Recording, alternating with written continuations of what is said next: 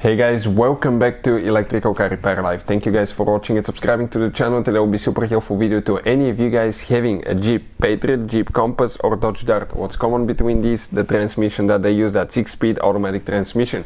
Now, if you guys have problems with the transmission slipping, stay with us. We'll explain the top things that can cause that. And now let's talk about something that most people don't do. Why you should change your transmission oil quite often, and sometimes it may take up to 3 times to change the transmission oil to fix problems. So we'll cover that as we go. Before we start, let me tell you a little bit about us. Every single car we get at the garage, we try to make at least 200 to 300 free repair videos. Why?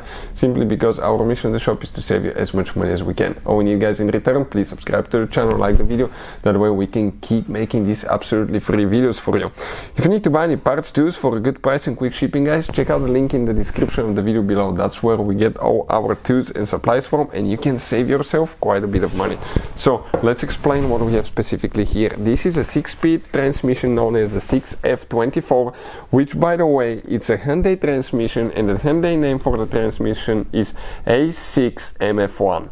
So very popular Hyundai transmission, and then it was sold to Jeep and Chrysler as well, Jeep, Dodge, Chrysler vehicles. So that transmission, guys, if it develops slipping, we'll explain what can cause that. But first, let's talk why it's super important to change your transmission fluid. First, the filter is practically non-replaceable. You can replace it, but takes a lot of work. If you want to see how to replace it, we have a video on the channel that explains that. But most people will not. Second, the fluid, guys, okay, when it works, it will get dark. It will lose its lubricating properties. You can see it will, those black swirls there, that's practically, guys, contamination and dust particles from the clutches that slip every time you change gears. And eventually, guys, all that will end up going in the shifter solenoids, the valve body. Okay, it will wear things out, it will deposit inside, and that can affect the shifting as well in the future.